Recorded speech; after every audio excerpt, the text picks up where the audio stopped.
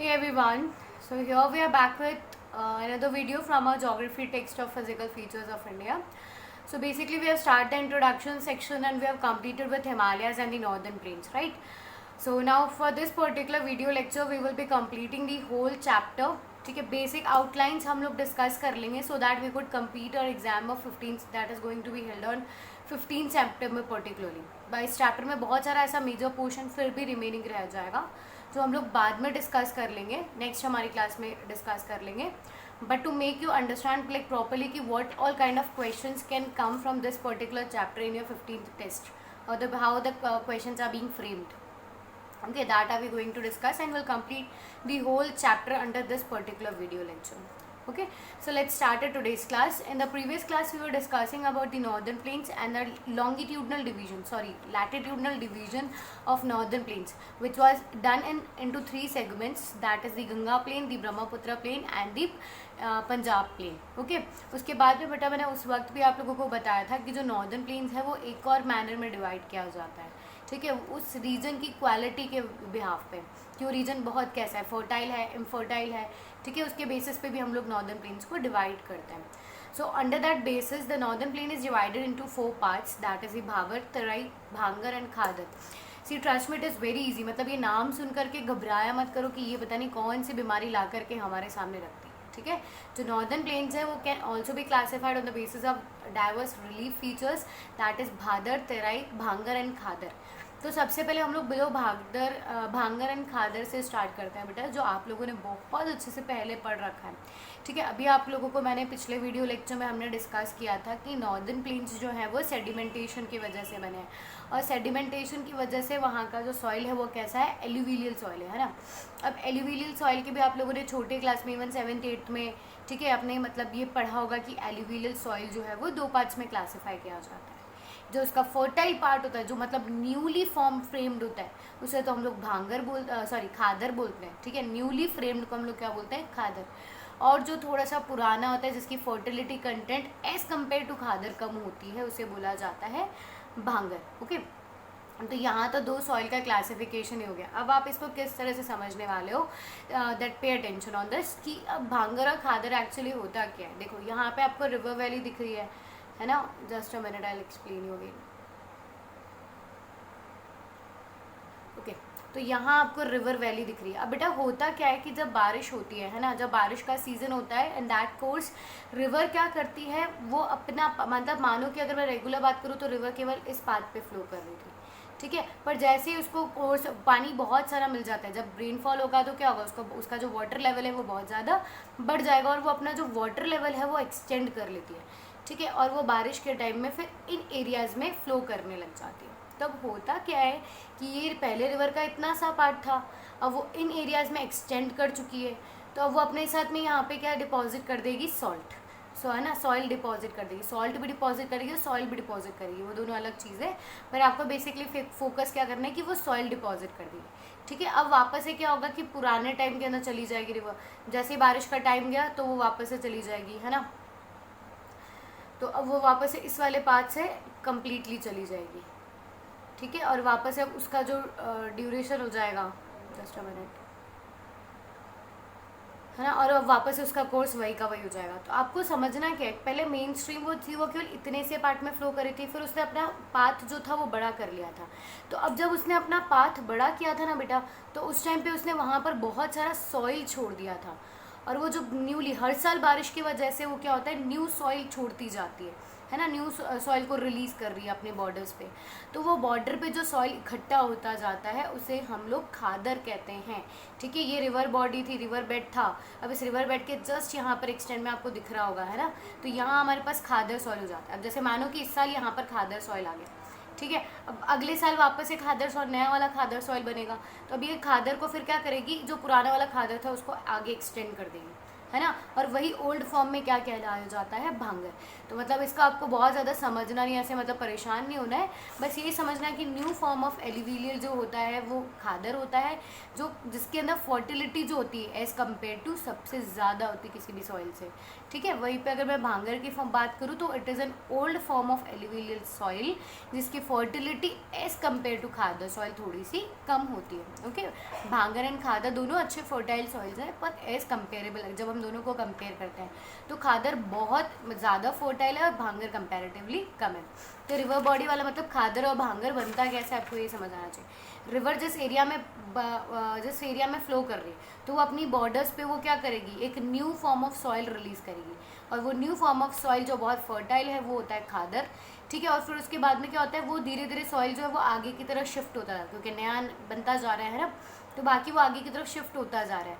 And that जो पुराना वाला फॉर्म होता है उसे हम लोग फिर क्या बोल देते हैं, भांगर बोल देते हैं, ओके। अब इसके बाद में आप देखो, आपको भादर और तेराई दिख रहा होगा, सी।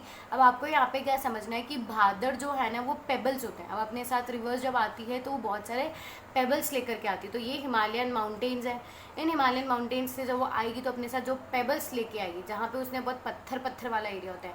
अब भाबर में एक्चुअली होता क्या है बेटा कि बहुत सी बार ऐसा सरफेस बनता है ना कि अब जब मतलब आपने देखा भी होगा, आप लोग अगर कोई बीच पे गए होंगे है ना, रिवर वाटर साइड पे गए होंगे, तो हम लोग जहाँ जैसे मानो कि फॉर एग्जांपल यहाँ तक रिवर फ्लो कर रही है और यहाँ बीच है, इस बीच को अगर हम थोड़ा सा बहुत डिग करने की कोशिश करते हैं तो हमें बहुत जल्दी यहाँ पे पानी अवेलेबल हो जाता है ना।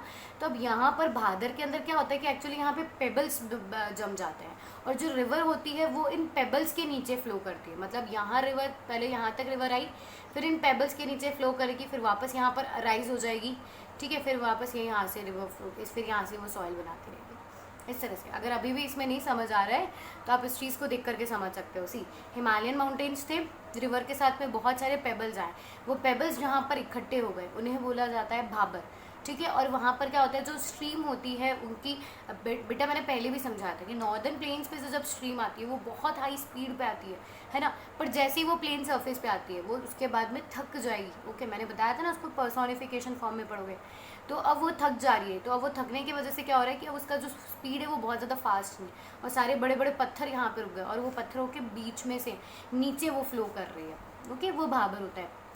अब भाबर के बाद में नेक्स्ट जोन आता है तेरई। तेरई एक ऐसा मतलब अब यहाँ पर जो रिवर स्ट्रीम से वापस से रीअपियर हो जाती है, और रीअपियर होने की वजह से यहाँ पे क्या फ्रेम कर देता है, डेंस फॉरेस्ट फ्रेम हो जाता है, ठीक है। यहाँ पर तो सॉइल बनाई नहीं अभी, तो वहाँ पे बड़े बड़े पत्थर है, सॉइल में ब्रेकिंग डाउन वगैरह होगा, फिर वो कन्वर्ट होगा सॉइल के अंदर जिसमें प्लांट्स ग्रो कर सके। पर तेरई ऐसा रीजन है, मतलब आप खुद समझ लो इसके अंदर क्या होता है कि अब बहुत ईजी सी चीज़ है कि रिवर आ रही है अपने साथ बहुत सारा हैवी मटेरियल ला रही है, तो उसने एक जगह पे हैवी मटेरियल डिपॉजिट कर दिया, फिर वो आगे चले गई, तो उसके साथ अब जो फाइन पार्टिकल्स थे, बहुत जो फर्टाइल वाला पार्ट है वो उसने यहाँ पर डिपॉजिट कर दिया तेरई के अंदर, और तेरई में इसीलिए क्या डेवलप हो गए, डेंस फॉरेस्ट डेवलप हो गए, okay. So I think so this northern plain का डिवीजन भी आप लोगों को बहुत अच्छे से क्लियर होगा। तो अब नेक्स्ट है हमारे पास में पेनिनसुला प्लेट्यू। सी, अब इस वर्ड को ना पहले आप ब्रेक करके पढ़ो, पेनिनसुला क्या होता है और प्लेट्यू क्या होता है। तो पेनिनसुला आप लोगों ने सबने पढ़ा हुआ है, पेनिनसुला क्या होता है, that is covered by water on the 3 sides, है ना। और उसी फॉर्म में अगर मैं प्लेट्यू, ठीक है, तो पेनिनसुला हो गया। और प्लेट्यू के बारे में आपको पता ही है कि प्लेट्यू प्लेन से डिफरेंट होता है। प्लेन के बारे में जब हम पढ़ते हैं तो हमें पता है कि प्लेन एक प्लेन सरफेस के लिए बोला जाता है, वहीं पर प्लेट्यू बोला जाता है एक अपलिफ्टेड प्लेस के लिए, है ना, एक टेबल लाइक स्ट्रक्चर क्रिएट करता है ये। मतलब ये प्रॉपरली माउंटेन ना होकर के ये एक प्लेन होता है और एक ये थोड़ा सा पार्ट अपलिफ्टेड होता है, उसे क्या बोला जाता है, प्लेट्यू, ओके। तो आप एक्चुअली इस वर्ड मीनिंग को समझ चुके हो कि पेनिनसुला प्लेट्यू, अगर आप मतलब आप खुद आप समझ चुके हो कि वाटर से 3 साइड्स में कवर्ड है और थोड़ा सा अपलिफ्टेड है। तो अब अगर आप मैप देखोगे तो आपको ऑलरेडी पता चल जाएगा कि हमारा जो इंडिया का सदर्न सेक्शन है ना, दैट फ्रेम्स पेनिनसुला प्लेट्यू। अब आपसे बेटा बात आती है, अगर एग्जाम में आपसे पूछ लिया जाएगा तो इसमें हम लोगों को कौन कौन से पॉइंट्स यहाँ पे याद रखने हैं। तो ये एक टेबल लैंड है जो कंपोज हुआ है old crystalline इग्नीशियस and metamorphic rocks. इग्नीशियस metamorphic आपको सबसे अच्छे से समझा दिया है कि इग्नीशियस और मेटामॉर्फिक कैसे बनते हैं, बहुत अच्छे से पता होगा आप लोगों को ये कि लावा जो होता है जब मोल्टन मैग्मा अर्थ क्रस्ट से बाहर आता है और बाहर आने के बाद में जब वो वहीं पर ठंडा होकर के सॉलिडिफिकेशन में सॉलिड हो जाता है तो वो कौन से रॉक्स फ्रेम करता है, मेटामॉर्फिक, है ना। सॉरी इग्नीशियस फॉर्म करता है। और इग्नीशियस का बड़ा भाई होता है मेटामॉर्फिक। मतलब जब स्टार्टिंग में वो मॉल्टन मैग्मा से सॉलिड बना है तब उसे हम इग्नीशियस कहते हैं, और विद कोर्स ऑफ टाइम जब उसमें थोड़े बहुत चेंजेस आते हैं, ठीक है, तो 10 साल बाद में 20 साल बाद में वो खुद को किसमें कन्वर्ट कर लेगा, मेटामॉर्फिक रॉक में। तो ये आपके सारे पड़े हुए होते हैं। तो आपको अच्छे से पता है कि अब वो किससे बना हुआ है, टेबल लैंड है, that is composed of crystalline, इग्नीशियस and metamorphic rock. अब ये क्यों बना है आपको अच्छे से पता है कि हम गोंडवाना लैंडमास के टूटने की वजह से हमारा इंडिया का सदर्न पार्ट बना है, ठीक है। अब आपको एक और चीज़ मैंने पहले, मतलब आप लोगों ने खुद ने, मैंने तो नहीं पढ़ा रखी ऑफकोर्स, हम तो अभी मिले, तो आपने ये चीज़ बहुत पहले से पढ़ भी रखी होगी कि जो इग्नीशियस या फिर मेटामॉर्फिक रॉक होते हैं इनकी वजह से कौन सा सॉइल डेवलप होता है, ब्लैक सॉइल, है ना। एल्यूवियल सॉइल डेवलप होता है बिकॉज ऑफ सेडिमेंटेशन, और because of volcanic activities black soil develop होता है, ठीक है। अब उसकी वजह से यहाँ पे जैसे अभी हम लोगों ने देखे थे कि बहुत सारे फीचर्स हैं नॉर्दर्न प्लेन्स के अंदर भी, कि वो डोब्स बना रहे हैं, मतलब बहुत सारे ऐसे कॉम्बिनेशन हम लोगों ने डिस्ट्रीब्यूटरीज और ट्रिब्यूटरीज का पढ़ा था। उसी तरीके से अभी जो पेनिनसुला प्लेट्यू है, ये भी आपको इसके बारे में फ़ीचर क्या समझना है कि बहुत ब्रॉड है ना। अगर आप देखते हो पैरेलली, तो आपको अगर गुजरात से कंपेयर करते हैं हम लोग लास्ट कॉर्नर तक का, तो क्या आप ईस्टर्न मार्जिन पे आ जाओ तो ये बहुत ज़्यादा ब्रॉड है, मतलब ये आप ब्रॉड मतलब अच्छे से समझ रहे हो, है ना। फिर यहाँ पे shallow valleys and rounded hills available है, ओके। तो ये पर्टिकुलर कुछ ऐसी चीज़ें थी जो आप पेनिनसुलर प्लेट्यू के अंदर समझ सकते थे। अब बात आती है कि पेनिनसुलर प्लेट्यू भी है, वो भी 2 पार्ट्स में क्लासीफाई किया जाता है, and it is very very very important for your NTSC behalf at least, ठीक है, क्योंकि यहाँ पर मतलब एक इसी बेसिस पे हम लोग बहुत सारे रिवर्स का अगला जो ड्रेनेज वाला चैप्टर जो होता है ना, वो इसी बेसिस पे डेवलप होगा कि कौन सी रिवर्स कहाँ फ्लो कर रही है, उन रिवर्स के फ्लो होने की वजह से कौन से फीचर डेवलप हो गए। ये बहुत बहुत बहुत ज़्यादा इंपॉर्टेंट है, ठीक है। तो अभी के लिए हमें इस पे तो ये मतलब बहुत बड़ा कॉन्सेप्ट भी है सेंट्रल और डेक्कन प्लेटू को समझना।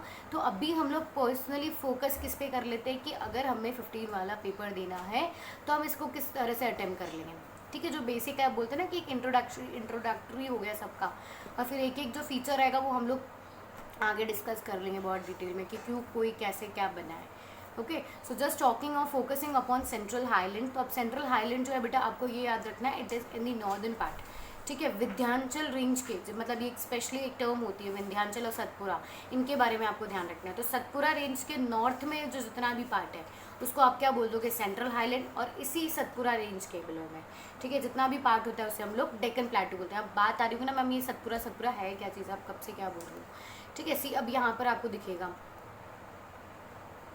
ये जो आपको यहाँ पे जो ये दिख रही है, एक विंध्याचल रेंज लग रहा है, फिर विंध्याचल रेंज के नीचे एक और पैरेलल उसके एक और आपको यहाँ पे एक लाइन दिख रही होगी, है ना। अगर बिलो वाले मैप में देखो तो ये यहाँ पर है, ठीक है। तो सबसे इंपॉर्टेंट चीज़ आपको यहाँ पे याद करनी कि सतपुरा रेंज के नॉर्थ में कौन सा पार्ट डेवलप हुआ है, सेंट्रल हाईलैंड, और उसके साउथ में कौन सा पार्ट डेवलप हुआ है, डेक्कन प्लेटू।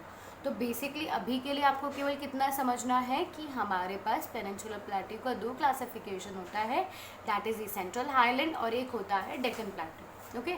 इसके बाद में इसमें कौन से रिवर्स है, कैसे फ्रेम हुआ है, विंध्याचल रेंज क्या होता है, अरावली रेंज क्या होती है, वेस्टर्न घाट्स और ईस्टर्न घाट्स क्या होता है ना। ये सारी चीज़ें अभी के लिए आपको फोकस नहीं कर रही है, ठीक है। तो अब moving ahead to the Indian desert. तो अब इंडियन डेजर्ट एक्चुअली होता क्या है, तो आपको पता है इंडियन डेजर्ट कहाँ पर है, राजस्थान में है, गुजरात का कुछ पार्ट आता है इसमें, है ना। अब कौन सा डेजर्ट है, थार डेजर्ट है। आपको पता है कि हमारे पास 2 तरह के डेजर्ट्स होते हैं, कोल्ड डेजर्ट और हॉट डेजर्ट। हमारे पास कोल्ड डेजर्ट भी है लद्दाख में, पर बेसिकली जब हम लोग इंडियन डेजर्ट की बात करते हैं तो वहाँ हमें फोकस करना है राजस्थान के, वेस्ट राजस्थान और गुजरात के पार्ट का, that is the Thar desert, okay. So the Indian desert lies towards the western margin of the Aravalli hills. अभी हम लोगों ने देखा था अरावली हिल्स एरी, और अरावली हिल्स के वेस्टर्न मार्जिन पे ये आपको थार डेजर्ट भी आपको यहाँ दिख रहा है, okay. Now sand dunes and barchans इसका एक बहुत इंपॉर्टेंट फीचर है। अब जैसे आपको ये बहुत अच्छे से पता होगा, अगर आपको मैं यही 5 मार्क का क्वेश्चन दे दूँ तो आप बहुत अच्छे से इसको समझा पाओगे कि मैम कैमल्स होते हैं, है ना, पानी नहीं होता बिल्कुल भी, लैक ऑफ स्कैंटी वेजिटेशंस होता है, ये बहुत अच्छे से आप सारा इसके अंदर समझा पाओगे। अब आपको यहाँ पे बेसिक फीचर क्या समझाना है, मतलब बहुत एक फीचर डेवलप होता है, जैसे भी हम लोगों ने ट्रिब्यूटरीज और डिस्ट्रीब्यूटरीज पढ़ा था ना, उसी मैनर में हमें सैंड ड्यून्स और बर्चन्स पढ़ने की ये होते क्या है। आपको बहुत अच्छे से पता है कि अब इंडियन डेजर्ट के अंदर प्लांट्स तो होते नहीं है, वहाँ बहुत ज़्यादा सैंड होती है। अब वो जब हवा फ्लो करती है ना, तो वो अपने साथ में बहुत सारे सैंड को उठा करके वापस उसे एक जगह डिपॉजिट कर देती है, ठीक है। जैसे अगर इसको आप समझोगे कि यहाँ से तो क्या हुआ कि सैंड उठी, ठीक है, और फिर उन्होंने इस तरह के ऐसी हिल्स बना दी। तो ये जो हिल्स बनी है छोटी छोटी मिट्टी से, उन्हें हम लोग क्या बोलते हैं, सैंड ड्यून्स। पर अब जब बर्चन्स की बात होती है तो बर्चन्स क्या होते हैं बेटा, यही सैंड ड्यून्स जब इनका शेप एक मून की तरह होता है, ठीक है, तो उसे क्या बोला जाता है, बर्चन्स। अब ये थोड़ा सा लग रहा है ना कि क्या बता दिया। अब ये सैंड ड्यून तो समझ आ ही गया था बेसिकली कि ओके ये सैंड ड्यून है ना, ये चीज़ तो आपको अच्छे से समझ आ रही है। जस्ट अ मिनट, ठीक है, ये आपको इजीली समझ आ रहा है कि ये सैंड ड्यून है। पर यहीं पे आप इसका शेप देख रहे हो कि एक कीजन मून की तरह इसका शेप आ रहा है, एक हाफ मून की तरह इसका शेप आ रहा है, तो इसको क्या बोला जाएगा, बर्चन्स। ठीक है, ऐसे केव लाइक स्ट्रक्चर्स बन जाते हैं हवा की वजह से। अब बहुत सी बार क्या होता है कि यहाँ से अगर हवा फ्लो करेगी, है ना, तो अब क्या होगा कि ये यहाँ से मतलब लाइक आप इसमें बहुत इजीली इस तरह से समझ पाओगे कि एक सैंड ड्यून फ्रेम हो गया। ये बनता कैसे मैं आपको तो वो समझा देती हूँ केवल, बाकी और ज़्यादा डिटेल में मत जाओ। एक बेसिकली सैंड ड्यून बन गया, है ना, ये सैंड ड्यून बन चुका है। व्हाट इज़ हैपनिंग, ओके, ये एक सैंड ड्यून बन गया। अब यहाँ से हवा आती जा रही है, अब वो क्या करेगी, इसको यहाँ से केव बना लेगी, इसके अंदर ये ऐसा कुछ केव सा बन जाएगा। इतना ज़्यादा पजल्ड नहीं होना है, मतलब आपको इतना ज़्यादा वो नहीं समझना है इसके अंदर। आपको तो प्रॉपर्ली बर्चन्स के बारे में फीचर समझना है कि भाई सैंड ड्यून्स तो हमें पता है ये सैंड क्या होता है। जब मिट्टी फ्लो करती है, जब एयर फ्लो करती है, तो वो अपने साथ में मिट्टी को भी उड़ा करके ले जाती है ना, और वो मिट्टी उड़ाती है तो उसके बीच में सैंड ड्यून्स फ्रेम होते हैं और एक मून जैसा स्ट्रक्चर क्रिएट होता है जिसको हम लोग बर्चन्स कहते हैं। इतना सा ध्यान रखना है। फिर रेनफॉल के बारे में आपको पता है कि रेनफॉल तो होती नहीं है, 150 mm से भी बहुत कम यहाँ पे बारिश देखी जाती है, ठीक है। और इवन यहाँ पे मतलब वेजिटेशन भी कैसे होते हैं आपको अच्छे से पता है, ठीक है। थॉर्नी वेजिटेशन यहाँ पे आपको अवेलेबल होती है। फिर उसके बाद में आप यहाँ बता सकते हो कि यहाँ पर कोई भी पैरेनल रिवर नहीं है, मतलब यहाँ पे कोई भी पैरेनल रिवर नहीं होती है। सारी रिवर्स जो है वो सीजनल होती है और वो बारिश के साथ में वहाँ पे फ्लो करने लगती है और बाकी वहीं पर गायब हो जाती है। पर फिर भी आपने अगर क्वेश्चन पढ़ोगे तो एक चंबल एक ऐसी रिवर वहाँ पे आएगी, ठीक है, जो राजस्थान की पैरेनल रिवर मानी जाती है, डेजर्ट की पैरेनल रिवर मानी जाती है, ठीक है। तो आपको वो ज़रूर यहाँ पे याद करना है, okay. In that means in case अगर आपसे पूछ लिया जाए कि which is the only parallel river in Rajasthan, that time you will have to specify Chambal, okay.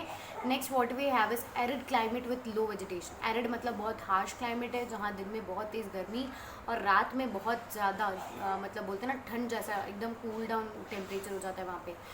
तो उस वजह से यहाँ का जो क्लाइमेट है वो काफ़ी एरिड है और वेजिटेशन बहुत स्कैंटी है। आई थिंक सो डेजर्ट भी आप लोगों को बहुत अच्छे से समझ आ गया होगा। अब आते हैं हम लोग कोस्टल प्लेन्स पे। कोस्टल प्लेन मतलब कोस्ट मतलब समझते हो ना आप, क्या आप इंडियन बॉर्डर्स की अब हम लोग यहाँ पे बात करने वाले हैं, ठीक है। ये जो आपको पेनिनसुला पार्ट जो दिख रहा है यहाँ पे, एग्जैक्ट जस्ट अ मिनट, ठीक है, ये वाला जो एकदम कोस्ट जो दिख रही है आपको, तो अब हमें ये चीज़ पढ़नी समझनी है। तो अब हमारे पास भी इसको भी हम लोग डिवाइड करने वाले हैं दो पार्ट्स में। एक हम लोग ईस्टर्न फ्रंट पढ़ेंगे और एक हम लोग वेस्टर्न फ्रंट पढ़ेंगे, ओके। तो जो ईस्टर्न फ्रंट है वो स्ट्रेच होता है तमिलनाडु से वेस्ट बंगाल तक। मतलब यहाँ से अगर मैं प्रॉपरली बात करूँ तो ये यहाँ टिप से आपको दिख रहा होगा, मतलब बहुत below pointer, I am not able to make this pointer go below, तो आप इसको बहुत अच्छे से समझो कि ये यहाँ पे वेस्ट बंगाल की तरफ से ये आएगा, ठीक है। और वो वेस्ट बंगाल से लेकर के फिर वो तमिलनाडु एंड तक, वहाँ तक जस्ट बॉटम मोस्ट टिप है नॉर्दर्न प्लेन की, नॉर्दर्न प्लेट्यू की, वहाँ तक चला जाएगा, ओके। इसकी जो विड्थ होती है वो वेरी करती है फ्रॉम 100 to 130 किलोमीटर्स, ठीक है। And now the western coast plains and the regions are divided into 2 parts. अब ये जो हमारा जो ईस्टर्न है इसको हम 2 पार्ट्स में डिवाइड कर देंगे। एक होता है नॉर्दर्न सिरका और एक होता है कोरोमंडल कोस्ट। यहाँ से आपको ध्यान रखना है कि यहाँ एक डिवाइड आता है बेटा, उस डिवाइड की वजह से क्या होता है, इस डिवाइड की वजह से जो अबव जो बंगाल वाला पार्ट रहता है ना, उसको हम लोग क्या बोल देते हैं, नॉर्थर्न सरकार, और उसके बाद में जो बिलो में जो पार्ट आता है उसे हम लोग बोलते हैं कोरोमंडल कोस्ट। अब यहाँ पे डिवीजन कैसे आता है, मैं तो ऐसा नहीं ना भगवान वहाँ पे मतलब चक्कू लेके गए थे, केक था और उसको काट दिया, बच्चों में डिस्ट्रीब्यूट कर दिया, है ना, 2 पार्ट्स में डिवाइड कर दिया। सी अब होता क्या है कि जो हमारे पास ईस्टर्न और वेस्टर्न घाट्स है बेटा, तो ईस्टर्न और वेस्टर्न घाट्स में भी क्या होते हैं, माउंटेन्स होते हैं और यहाँ पर बहुत सारी रिवर्स फ्लो करती है। मतलब अगर आप ड्रेनेज चैप्टर पढ़ते है ना, नेक्स्ट जो आपका चैप्टर है, अगर वो आप लोग पढ़ते तो क्या होता है कि आपको पता चलता है कि इसमें बहुत सारी रिवर्स जो है वो यहाँ से फ्लो कर रही है। आपको यहाँ पे लाइंस भी दिख रही होगी, है ना। तो अब यहाँ पर तो देखो बहुत कम रिवर्स कट बना रही है वेस्टर्न मार्जिन पे, पर यहाँ पर ईस्टर्न मार्जिन पे बहुत सारे रिवर्स आपको देखो यहाँ कट होते हुए दिखेगी। ये रिवर्स की वजह से क्या होता है कि जो ईस्टर्न फ्रंट है हमारा, ठीक है, ईस्ट जो है वो बहुत अनईवन है। मतलब यहाँ पे एक माउंटेन आ गया, फिर पानी चले गया, फिर एक माउंटेन आ गया, फिर वाटर बॉडी निकल गई, फिर पानी आ गया। पर जबकि वेस्ट जो है वो पूरा इवन है, उसमें केवल माउंटेन्स माउंटेन्स माउंटेन्स हमें दिखते हैं, है ना। तो ये वाटर डिवाइड की वजह से, वाटर को डिवाइड मतलब वहाँ पे वाटर आ जाता है, काफ़ी ज़्यादा पानी जो रिवर्स जो है वो ड्रेन कर रही है बे ऑफ बंगाल के अंदर, इसीलिए वहाँ पे दो बहुत बड़े बड़े कोस्ट बन जाते हैं, that is the northern Circars and the Coromandel coast. Okay, western front की अगर मैं बात करूँ तो वेस्ट में एक्सटेंड होता है Gujarat, that is from here to Kerala, below bottom में चले जाते हैं हम लोग। ओके, फिर अब ये इसकी विड्थ जो वेरी करती है that is from 50 to 80 kilometres. अब ये डिफरेंस क्यों आया है, मैंने अभी आपको समझाया था कि ईस्टर्न मार्जिन जो है वो अनइवन है, मतलब उसमें कहीं पे माउंटेन्स है, कहीं पे वाटर है ना, और आपको एक स्पेस मिल रहा है माउंटेन्स और लैंड के बीच में भी, मतलब उसमें जनरली अगर आप देखोगे बेटा तो इसमें क्या होता है कि यहाँ तक माउंटेन्स आते हैं, ठीक है, और अगर बॉर्डर से मतलब दूर होते हैं, जो जहाँ पे आप बे ऑफ बंगाल की जो कोस्टल लाइन आती है और उससे कंपैरेटिवली ईस्टर्न घाट की जो लाइन है, बॉर्डर जो है वो काफ़ी दूर से है। पर अगर मैं वेस्टर्न फ्रंट पे बात करूँ तो ये आपको लाइन दिख रही है, खुद को भी बहुत इजीली ये वाली लाइन दिख रही होगी, है ना। तो अभी ये बहुत ज़्यादा स्पेस नहीं छोड़ता है, और यहाँ पर अगर आप देखोगे कोस्टल लाइन और जो वेस्टर्न घाट है दोनों के बीच में बहुत कम स्पेस है। ओके, तो वो 50 से 80 किलोमीटर्स का डिस्टेंस डेवलप कर लेता है। अब ये बहुत छोटा है, अभी आपको पहले बता दिया था that western coast plains are smaller than the eastern coastal plains, और इन्हें हम 4 पार्ट्स में डिवाइड करते हैं। गुजरात जिसे हम लोग काठियावाड़ कोस्टल प्लेन भी बोलते हैं, कोंकण, कन्नड़ एंड मलाबार, ये तीनों इस यहाँ पे आते हैं। गुजरात से स्टार्ट होता है यहाँ पे हमारा काठियावाड़ कोस्टल प्लेन, फिर उसके बाद में कोंकण, कन्नड़ एंड मलाबार। ओके, पर हमें अभी गुजरात कोस्टल प्लेन नहीं पढ़ना है, हमें केवल कौन से तीनों चीज़ पढ़नी है सीबीएसई के अंदर, कोंकण, कन्नड़ एंड मलाबार। ओके, तो ये आपका कोस्टल प्लेन भी कंप्लीट हो गया था। फिर उसके बाद में हमारे पास इंडिया के अंदर 2 आइलैंड ग्रुप्स भी हैं। तो सबसे पहली चीज़ लक्षद्वीप पढ़ लो आप लोग कि लक्षद्वीप क्या होता है कि इसके पास 36 कोरल आइलैंड्स, मतलब लक्षद्वीप भी एक बहुत बड़ा आइलैंड है, ये ग्रुप ऑफ आइलैंड है जिसके अंदर छोटे छोटे 36 और कोरल आइलैंड्स हैं। कोरल वर्ड जो आ रहा है वो क्या होता है मैं वो भी समझा दूंगी। अब ये जो लक्षद्वीप आइलैंड्स है इसमें से केवल मतलब 36 टोटल आइलैंड्स तो हैं, पर इसमें से केवल 10 ऐसे आइलैंड्स हैं जहाँ पर लोग रहते हैं, और केवल 6 ऐसे आइलैंड्स हैं जहाँ पर हम लोग घूमने जा सकते हैं, बाकी और में तो अलाउड भी नहीं है, और इवन मतलब वहाँ का जो बोलते हैं ना कि ऐसे लाइक फैसिलिटी वगैरह भी नहीं कि हम वहाँ जा सकते हैं। इसका टोटल एरिया जो होगा वो होगा 32 किलोमीटर स्क्वायर। अब ये जो आइलैंड्स हैं ये फ्रेम हुए हैं कोरल डिपॉजिट्स के साथ। अब मैंने बताया था ना कि कोरल का मतलब समझाऊंगी कि कोरल क्या होता है, आर कॉल्ड एटॉल्स, और एटॉल्स यहाँ पर जो बने हुए हैं, ठीक है, ये सर्कुलर और हॉर्स शेप स्ट्रक्चर है। मतलब पहली चीज़ तो आप ये समझो कि जो वो मैं समझा दूंगी कि कॉरल्स क्या होता है, पहले ये फोकस करो कि ये इन्होंने जो शेप लिया है बनने के बाद में, ये हॉर्स शेप लिया या फिर एक राउंड शेप लिया। सी बेटा बेसिकली होता क्या है कि वाटर बॉडी, आपको पता है कि अब यहाँ पर भी ऑर्गेनिजम्स रहते हैं, फ्लोरा और फौना पानी में भी अवेलेबल होता है। अब मानो कि जब ओशन में, इंडियन ओशन है बिलो में ना, लक्षद्वीप वगैरह ये अरेबियन सी में आता है लक्षद्वीप, तो अरेबियन सी के अंदर जितने भी प्लांट्स और एनिमल्स हैं अगर वो मर जाते हैं तो वो कहाँ जाएंगे। आपको पता होगा कि अगर कोई इंसान मर जाता है तो उसकी जो बॉडी होती है वो वाटर पे फ्लोट करती है, उसी तरीके से यहाँ पर भी जब प्लांट्स और एनिमल्स मर जाते हैं, है ना, तो मरने के बाद में उनकी बॉडी भी है वो भी फ्लो कर रही है वाटर के ऊपर।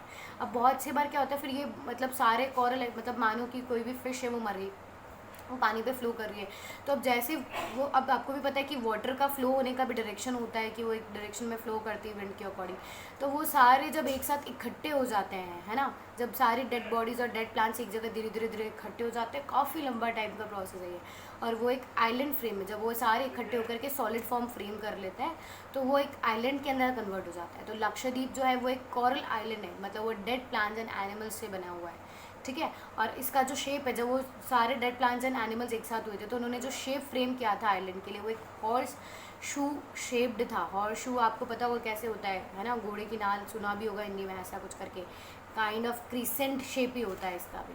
ओके, फिर next moving ahead to the Andaman and Nicobar islands, ये जो है वो थोड़े से मतलब बोलते ना कि एज़ कम्पेयर टू लक्षद्वीप बड़े भी है, और ये इक्वेटर से मतलब क्लोज टू द इक्वेटर है, दैट इज़ वाई यहाँ पे एक्सट्रीम क्लाइमेटिक कंडीशंस होने की वजह से थिक फॉरेस्ट एरियाज होते हैं। They are bigger in size and more in numbers. They have a great diversity of flora and fauna, and it is believed that these islands are elevated portion of submarine mountains. मतलब elevated, आपको elevated मतलब समझते हो उभरा हुआ, कि मतलब बहुत सारे माउंटेन्स जो थे वो, अब लक्षद्वीप का तो आपको पता चला कि भाई बहुत सारे डेड प्लांट्स एंड एनिमल्स थे, उनको इकट्ठा किया और फिर एक बांध दिया एक जगह, तो वो लक्षद्वीप आइलैंड बन गए। अंडमान एंड निकोबार की मैं बात करूँ बेटा तो ऐसा माना जाता है कि बहुत सारे पहाड़ है अभी इधर बे ऑफ बंगाल के अंदर, है ना। तो उस पहाड़ का जो ऊपर का पार्ट, एलिवेटेड पार्ट जो है, जो अभी तक पानी में डूबा नहीं है, वो बाहर की तरफ फ्लो कर रहा है, वो अंडमान एंड निकोबार आइलैंड माना जाता है। ओके, अब आपसे बेसिकली यहाँ पे क्वेश्चन पूछा जाता है दोनों में डिफ्रेंशिएट करने का। तो अंडमान एंड निकोबार आइलैंड्स बने थे वॉल्केनिक एक्टिविटी की वजह से, और ये बने हैं कोरल की वजह से, डेड प्लांट्स एंड एनिमल्स की। इसकी कैपिटल पोर्ट ब्लेयर है, तो यहाँ पे कैपिटल कावरत्ती है। 200 आइलैंड्स फाउंड होते हैं अंडमान एंड निकोबार में, and 36 island composes of Lakshadweep. It lies in bay of Bengal and other lies in Arabian sea. Okay, तो यहाँ से आपको पूरा आइलैंड ग्रुप्स के बारे में भी समझ आ गया होगा। सी लाइक अब आपको बेसिकली यहाँ पे समझना क्या है, मैं इतना बता देती हूँ बहुत अच्छे से। हम लोगों ने यहाँ पे एक ओवरलुक चैप्टर का कंप्लीट कर लिया है ना। काफ़ी इजी चैप्टर है, ऐसा कुछ नहीं है। मतलब like I personally feel like when we used to have this chapter in our offline classes properly, तो ये सबसे इंटरेस्टिंग चैप्टर्स में से आता था कि यार अपनी इंडिया जिसमें हम रह रहे हैं उसका हर एक फीचर किस तरह से डेवलप हुआ है, ठीक है। तो इस चैप्टर को किसी भी tariके से इतना ज़्यादा कॉम्प्लेक्स लेकर के मत समझना कि बहुत ज़्यादा लर्न करना पड़ेगा। If you are able to understand it properly कि एक फीचर डेवलप कैसे हुआ है, trust me, it is one of the most interesting chapters. Okay, so अभी तक के लिए हम लोग हमारे 15 तक के चैप्टर टेस्ट के लिए प्रिपेयर कर लेते हैं। उसके बाद में जितने भी एक्स्ट्रा चीज़ें रहेगी और जो बहुत ज़्यादा इंपॉर्टेंट इस चैप्टर में से हैं, वो हम लोग फर्दर किसी एक या दो क्लास में कंप्लीट कर लेंगे। So that's it for today, thank you.